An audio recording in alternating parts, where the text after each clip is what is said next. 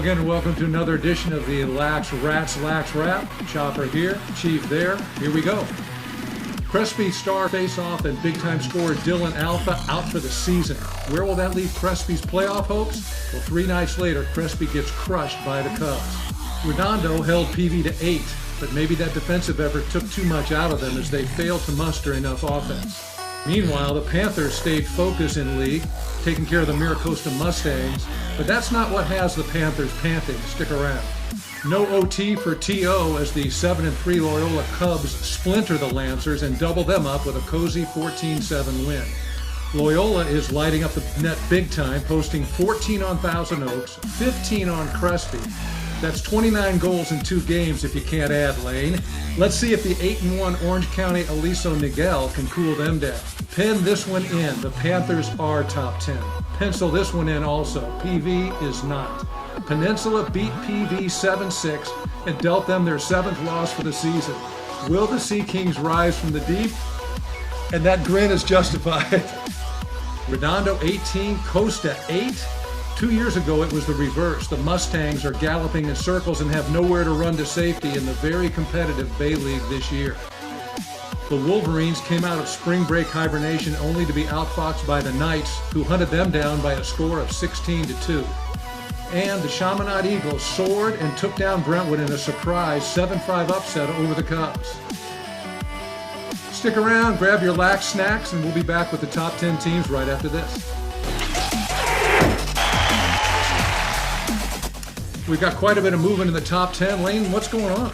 Anybody can beat anybody this year is what is making it so exciting. It's 1 goal, 2 goal games. We have one team at number 1, they get knocked off. Next team's number 1, they get knocked off. Injuries are hampering some teams. It's a pretty exciting year so far in LA lacrosse, Drew. What are the injuries that are affecting things right now? Well, early on, Christian Bender from Palos Verdes separated his shoulder. He's a captain, been there for 3 years, all-league player. That really hurts them. And from Crespi, Dylan Alpha, I think he blew out his knee, unfortunately, and once again, he's a stud player for Crespi, so that's going to affect them as well. And both those teams are struggling now. That's correct. Let's go. Sure, right now the 10 spot, we have a tie. We have Agora and Oaks Christian coming in at the 10 spot, so 10-11 spot. Oaks Christian just went down in overtime. Agora is a team that could be on the rise, tough schedule ahead, so right now we have Oaks Christian and Agora at the 10 spot, Drew. Watch out for both those teams moving up. At the 9 spot, we have the Redondo Seahawks. Can't quite figure them out yet. Sometimes they play grade D, sometimes they play grade O. Still trying to find who they really are, I think. They felt pretty good about holding PV to 8. They just didn't have enough offense. That's correct, and they put up 18 against Costa, so we'll see what shows up there, Drew. At the 8 spot, we got Panthers from Peninsula. Big W this week versus Palos Verdes. I think that puts them higher than 8, but Lane's being cautious here. So 8's fine for now. I think they're higher than that. Drew, I appreciate that. I think Peninsula's playing very good lacrosse, very unselfish play right now, so I think they should feel good about being in the top 10. Good. Coming in at the 7th spot, we have Oak Park. They were 5 last week. They lost to TO 10-7. They've lost to Newberry Park 6-5. They have Agora, Oaks Christian, and PV on the rise. So there's time for them to get better, but right now they're at the 7th spot. There's certainly no shame in losing to the teams they've lost to. That's right. It's good lacrosse. And at the 6th spot, Crespi.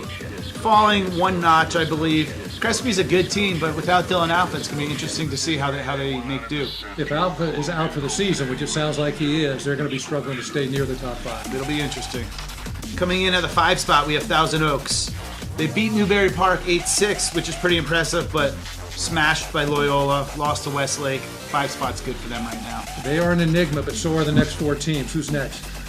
Coming in at the 4th spot, we have Harvard Westlake, just coming back from spring break. They got crushed by Foothill 16-2. No shame in losing to Foothill, but losing 16-2, not quite sure. We thought with Timko back, maybe they'd go on a run. Nothing wrong with losing to Foothill, and I know Timko wants it bad. Maybe they can get it back together next week. I believe so. Coming in at the 3 spot, we have Loyola. Loyola's playing some great lacrosse. It's a young team. They're going to continue to get better. I've said it before. Their schedule is very competitive. I like what they're doing right now. They smashed TO 14-7. They beat Crespi 15-10. I think they're doing good things over in LA. Well, preseason, we didn't have them rated highly, but we knew they could rise. So that is a team to watch. Maybe they're going to get to that 1 spot. At the 2 spot, Newberry Park. Losing to TO drops them to the 2 spot. Overtime win versus Loyola at home. That's pretty impressive. But right now, sitting at 2. Well, I think they may be happy to be number 2 because number 1 never seems to last. Who's number 1 now? Number 1 coming in at number 1, we have Westlake. Westlake beat Oaks Christian 10-9 in overtime. Their only loss comes to Newbury Park, but that's earlier in the season. So by default, as of today, Westlake's at the number 1 spot. I think you could take any of those top 5 teams, throw them in a hat, and whoever you picked out could be number 1. That's right. Each day, different team, 2-goal game, whatever team plays. I don't think the seedings will hold up once we get to playoff time. I just don't want to be driving to the valley. I got to pick up a bag of lax snacks. We'll be right back with the top 10 plays. Here we are with top 10 plays. Coming into the 10 spot from Oak Park goalie, 6 stance, sweet mesh, 15 saves, Meggie Sheehan. And at number 9, we've got Ryder Mora from Loyola with the dip, the duck, freeze the arms, and bang. And coming in at number 8, we've got Alex Dixon. There's the fake, creates the space, goes low, and there's the pose. Is that the Lax Rat logo pose? And check out the flow. And at 7 from Thousand Oaks, we have Zach Byington. He's going, he's running, end to end, doing all the hard work. What do they teach you in preschool, Drew? Share. Sharing he is. Connor Courts for the goal. And coming in at Lax Rats number 6, we've got Oaks Christian. This is a goal by Colin Klein.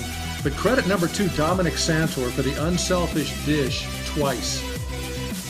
We have 2 of them in the 5 spot. Apples all day. Kan Yamamoto threading the needle to Colton Michelle, who fakes twice. Goal. And once again, Colton Michelle ends up on a nice pass from Brandon Wilson. Lights out for Costa.